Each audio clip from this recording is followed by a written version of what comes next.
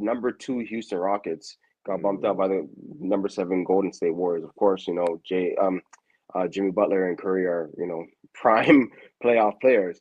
But when it comes to Houston, you end up second and you get knocked out in 6. No, it went to game 7. Sorry. 7, yeah. What's It went to game 7. But kind of a disappointing year, right? But for any second seed to get knocked out in the first round is a disappointment, right? Now, Jalen Green seemed to be the X factor in terms of to why they lost. Well, he's still 21, 22, right?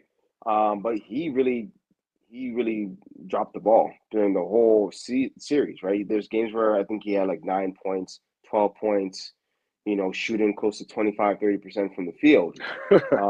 Wild. So, I mean, this is what, year 3 for him, right? He just finished year 3, 22 years of age, averages 21, 22 points per game in the season.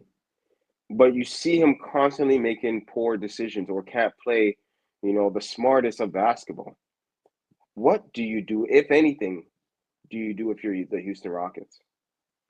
I mean, this summer's very interesting with all the potential trade assets that are out there, and the Houston Rockets have trade assets themselves in order to give up.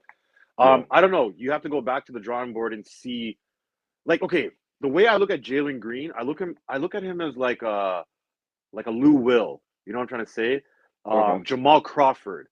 Yeah. And those guys were great basketball players, but guess what? They came off the bench. I don't like. There's a reason why those guys weren't starters, But everybody gave them respect as top players. You know what I'm trying to say? Yeah. But you know what I'm trying to say? Like, I don't think you can't have a Jalen Green type archetype to be your number one when it comes to offense, and that showed in that series, bro. I think the Houston Rockets, outside of one game, their scoring looked like the '90s, bro. Like I think one game they finished in the '80s, another game in the '90s. Like they had no offense, bro. And Jalen Green, he had that 38-point game in game 2. Outside of that, he didn't score more than 12 points in any any other game. So they need to go out there and find somebody who can create offense on their own. In the playoffs, that's what you need. They thought Jalen Green was this, but he's a very streaky, hot shooter sometimes, blah blah blah blah. But like that's great coming off the bench when he's facing the second unit. But if he's facing guys like Draymond, Jimmy Butler, what I'm trying to say, guys like that in the starting lineup, he's gonna get exposed. He doesn't really have the greatest IQ. He's not a ball. Sorry. He's not a playmaker. Sorry. He's just a one-dimensional scorer, and that does not work in the playoffs. Like James Harden is a better scorer than Jalen Green, and James Harden gets exposed on a yearly because how he plays, like you mentioned earlier, is just not championship basketball. Like he's a 6'5" guard, so he's got the size, but he doesn't really use his size either. Like against like smaller guards and stuff like that. So I don't know, bro. Like I'd say if I'm Houston, I'm like I kind of chill, wait for wait for the lottery, see if Giannis or somebody wants out, and then see if I can create a package to get somebody better. But if you come back with Jalen this, Green. Using Jalen Green, bro.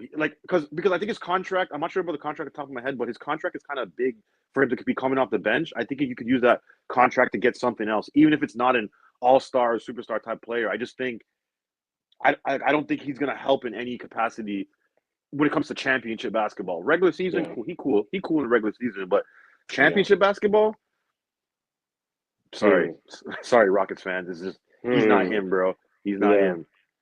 It's just as you mentioned, like his contract is pretty big. Like he if anything, he's like overvalued, right? If he's gonna be that type of player, so that kind of puts him in like that, that no man's land, that kind of gray area. Where do you have him? Because it would be like like you said, Lou Will. Well, Lou Will is making like $8 million a year. You know what I mean? Like right. J.R. Smith, he's probably making 12, 15 a year, right? If you're considering him to be one of those guys, and you're already giving him, I don't know what he's at, 30, 40 or so. I think it's 30 something, yeah. About 30, right? In his third year. I think. Expected more. Someone drop a comment and let us know how much Jalen Green is making per year, but it's gonna really mess with him as a player, and also kind of whoever takes him on. It's gonna be tough because that's a tough trade. It's a tough trade.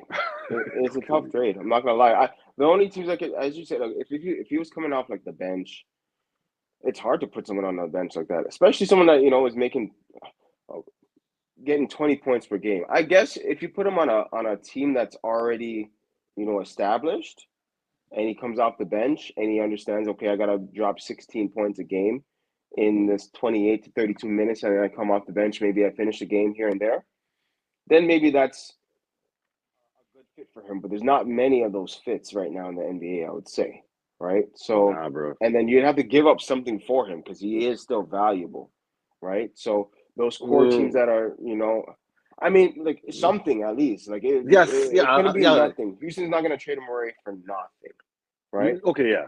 No, that's fair. That's fair. I just don't. I see him maybe continue for, or at least for the like foreseeable future. I see him being like a Jordan Poole. So I don't know Yeah, what the equivalent of that team, like the Washington Wizards, like who would it be? Like Utah Jazz or something, if they don't get Cooper Flag or somebody like that, like team like that, where maybe he can go there and just chuck up shots and then I don't know, maybe increase his value to maybe where somebody might want him again down the line. But I I like if Houston is really looking to win a championship, I don't see Jalen Green in a Houston Rockets jersey next season, and not mm, from a Hayden perspective. I just if they're trying to take that next step, bro, we saw it against the Warriors, right? And the Warriors are great. Like they have Steph, Draymond, and Jimmy, but those guys are old, bro. And like yeah, compared to the Rockets, they're old. And then Sangoon yeah, didn't really do much. On hmm defense they have it, but on offense, nah, bro. They got to find even a Devin Booker. Maybe try to get Devin Booker in there because I think Devin Booker as a scorer on Houston in against the Warriors. I'm not sure if they would win, but I think there'd be a better fight. for It'd be sure, a for better fight, sure. bro. So That yeah, they would be a gotta very deadly team. That would be a very deadly facts. team because Houston has a team set up, even the coach and the strategy, right? Like it's just that they have a bad engine. Yeah, Pretty much. He's in the same. Houston Rockets in the same boat as me. They just have a bad engine. the But car looks nice on the outside, but that engine, bro, when it that starts, engine, it ain't gonna take you far, pretty much. you can take it So. far, dog. Call CAA, bro.